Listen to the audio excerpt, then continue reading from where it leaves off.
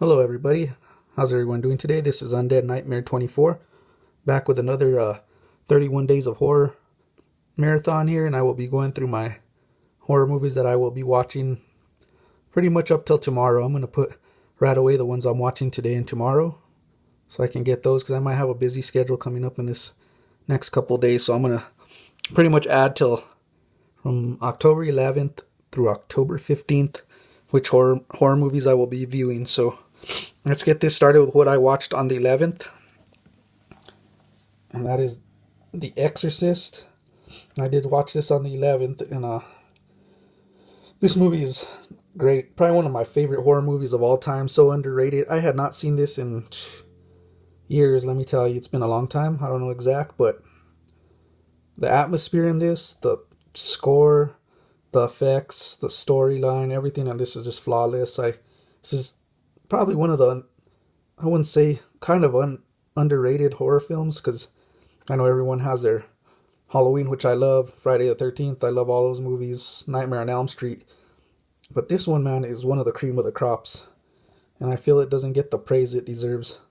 It's such a good all-around horror movie, best possession movie by far I've seen, and Linda Blair just does a great job on this, and it's a really good movie, really fun possession movie. I'm sure a lot of you have seen this. It's a classic, but after rewatching it the other day, I even have more love for this movie. I mean, such a great all-around horror movie, and I really had a fun time with this one, The Exorcist, and pretty much takes place with I don't see what city it's in, but it's really about a girl who's pretty much living with her mom. She's an actress. She's a really good girl. All of a sudden, they really don't have faith in the family, so ends up being an easy target for her to.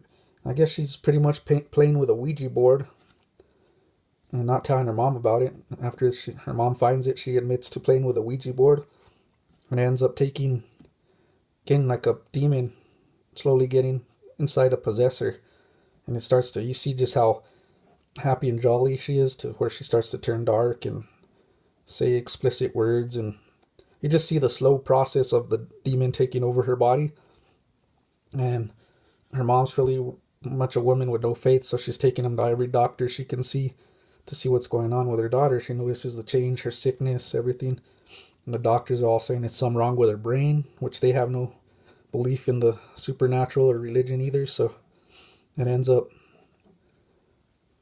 curious. So after all the procedures she goes through, and finally one of the doctors just brings up, you know what, you ever considered an exorcism or something like that, from the priesthood? And she kind of like says, I don't have faith, I don't deal with that. And ends up saying, they start suggesting it. So there's some pretty obscene scenes. She deals with her daughter in that bedroom. She finally goes to the priesthood, and at first the priest he's a real good character.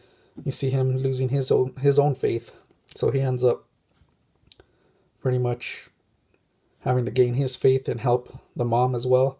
First he doesn't want to, and then when he finally deals with her for the first time and sees what's going through, he decides to get in there and sees her talking about his mom who just passed away. And you know the story. It's a real good one, and has some of the most scenes that I don't think would even pass in today's movies,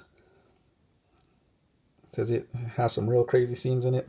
I'm not going to give away too many spoilers, but that's The Exorcist, which I watched October 11th. October 12th, I watched it, and these are going to be quick reviews. I don't go through the whole movies. It's just a real quick review because there's too much to go through. It Stains the Sands Red, which is an excellent zombie movie. I recommend it. It does have a kind of a slow burn, but the storyline is worth it, and it has some great. It doesn't have as many zombies in it, but the scenes that have them are very fun.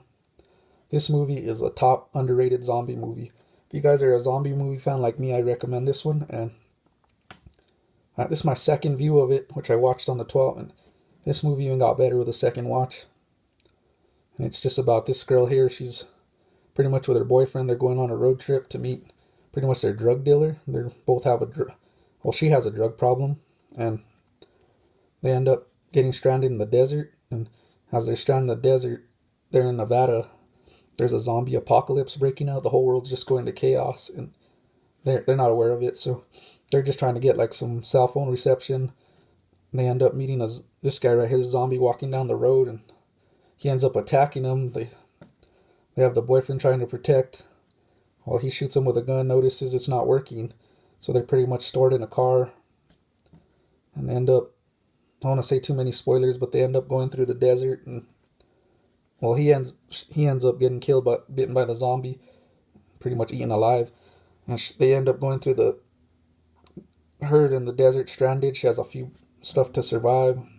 As she's going through there, this zombie just follows her nonstop.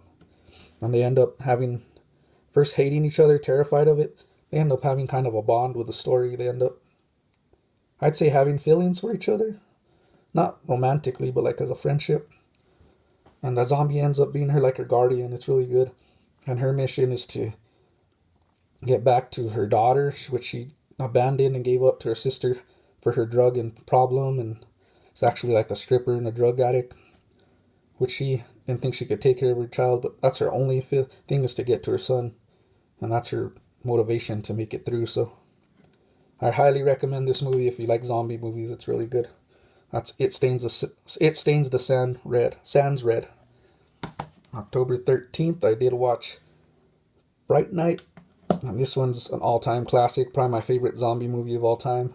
Sure, a lot of you have seen it, so it's really good. The score, the storyline, and I like the little shout out with the vampire killer on here. His name is Peter Vincent, so it's pretty much like a homage to Peter Cushing and Vincent Price. It's Peter Vincent, so those are both like the vampire hunters in the older Hammer horror films, so that's pretty good. And this movie's fun. I mean, it's basically about a boy. He's living there with his mom, studying boy, and then all of a sudden gets this new neighbor for the house, and he sees some strange things happening, like like coffins being taken in, as well as during the middle of the night, he sees the real young attractive girls going into the house and end up hearing screams, and before you know it, there's just this guy working there. These two guys, one of them's working for him. He just ends up going with these garbage bags, taking him into his Jeep, and it's pretty much looks like bodies, pretty much bodies in there. And this guy realizes it, no one believes him, tells friends, his girlfriend, mom, everyone thinks he's nuts. And he keeps seeing these rain things. He catches the guy just with a girl biting her neck. He sees the vampire fangs, and he's like 100% vampire. He's this guy that's totally into horror movies. You could see him watching them on his TV. He has old vampire movies as well as zombie movies. And his mission is, this guy realizes that he's snooping around, wants to get him and get him out of the picture so he doesn't catch him. So he ends up tormenting him, actually turning full vampire and holding him.